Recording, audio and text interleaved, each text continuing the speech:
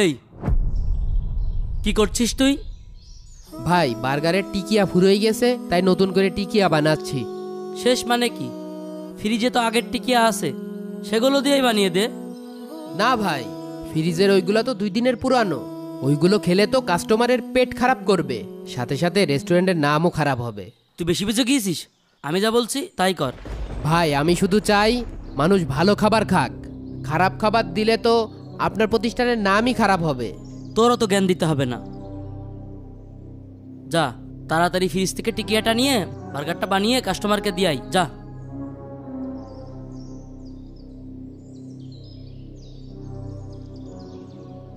যা তোরা কাজ কর।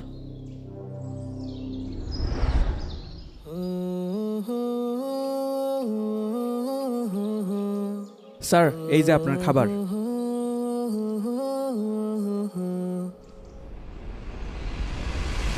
স্যার স্যার, এটা খাবেন না, এটা 2 দিনের পুরাতন। এই বার্গারে যে টিকিয়াটা আছে ওটা বাসি হয়ে গেছে। তাহলে এমন খাবার আমাকে দিলে কেন? স্যার আমি কিচেনে ছিলাম না, ভুল করে অন্য একজন ওয়েটার সার্ভ করে গেছে। স্যার একটু দাঁড়ান, আমি এখনই নতুন একটা বার্গার বানিয়ে নিয়ে আসছি। শোনো, আজ আর সময় নেই। আমি লাঞ্চ ব্রেকে এসেছিলাম, এখন আর পারবো না। সরি স্যার, আমরা সত্যিই দুঃখিত। রেস্টুরেন্ট মানে শুধু খাবার দাবার না, রেস্টুরেন্ট মানে মানুষের ভরসা। আজ সেই ভরসা আমার নষ্ট হলো। সরি স্যার, আমি বুঝতে পারিনি।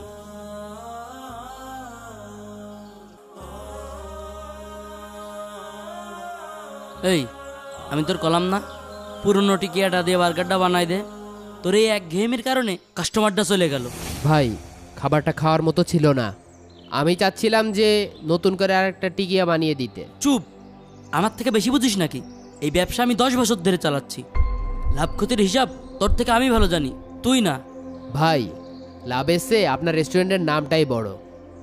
এই নামটা একবার খারাপ হয়ে গেলে এই জায়গাটা আর কেউ খেতে আসবে না। দেখ তুই কিন্তু আবার আমাকে জ্ঞান দিচ্ছিস। যা বলবো ঠিক তাই করবি, নয় দরজা খোলা আছে, এখনই বেরিয়ে যা।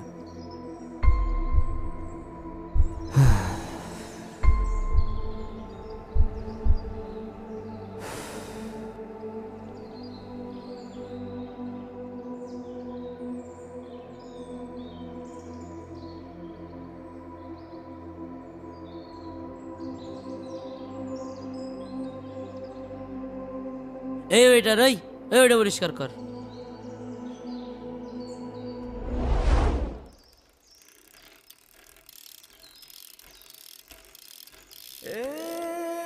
বাজান, মন খারাপ করে বসে আছো কেন?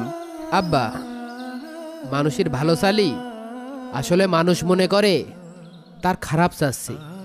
কেন বাজান, তোমার চাকরিকে আবার চলে গিয়েছে? বাজান মন খারাপ করো না, চলো বাড়ি চলো। চলো বাজান, সাইকেলে ওঠো।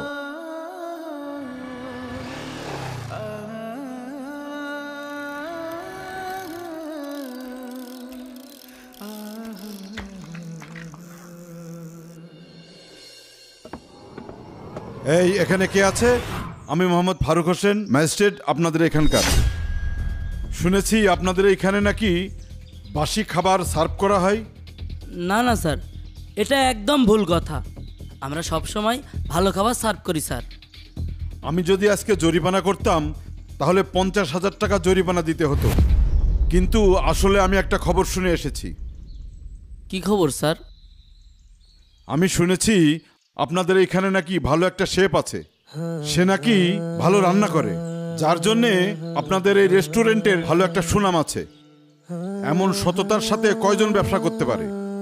আচ্ছা, আপনাদের সেই শেফটা কোথায়? জি জি জি স্যার, উনি তো একটু অসুস্থ, বাসায় গিয়েছেন। অসুস্থ নাকি? আচ্ছা ঠিক আছে, যাই হোক, আমি আবার আসবো। জি স্যার, জি স্যার, আসসালামু আলাইকুম স্যার। হ্যাঁ ঠিক আছে।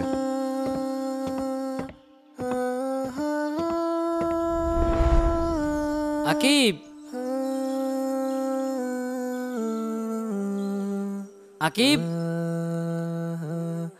আকিব, এ আকিব। কিরা গো, আসসালামু আলাইকুম চাচা। ওয়ালাইকুম আসসালাম। চাচা, ওই যে আকিব আমার রেস্টুরেন্টে চাকরি করে, আকিব কি বাসায় আছে? বাসায় আছে। হ্যাঁ, কি হয়েছে তা?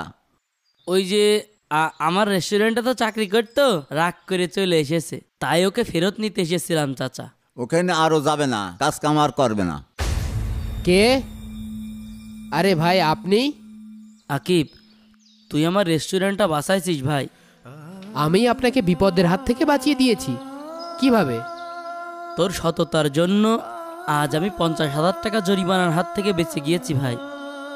আজ আমি বুঝতে পারছি ব্যবসায় সব থেকে বড় জিনিস লাভ নয়, সততা আর বিশ্বাস, যেটা তুই আমাকে শিখিয়েছিস ভাই। আর তোর সাথে আমি যা ব্যবহার করেছি তার জন্য তোর কাছে আমি মাপ চাচ্ছি। সরি রে ভাই। চল, তুই আমার রেস্টুরেন্টে চল, আজ থেকে তুই আমার মূলধন। চল ভাই, আমার সাথে ফিরে চল। আল্লাহ তাআলা পবিত্র কোরআনে বলেন, তোমরা পরিমাপে ও ওজনে কম দিও না। তাই আমাদের উচিত রেস্টুরেন্ট অথবা যে কোনো ব্যবসায় কাস্টমারকে ভালো পণ্যটি দেওয়া। মেসেজটি ভালো লাগলে শেয়ার করে দেন।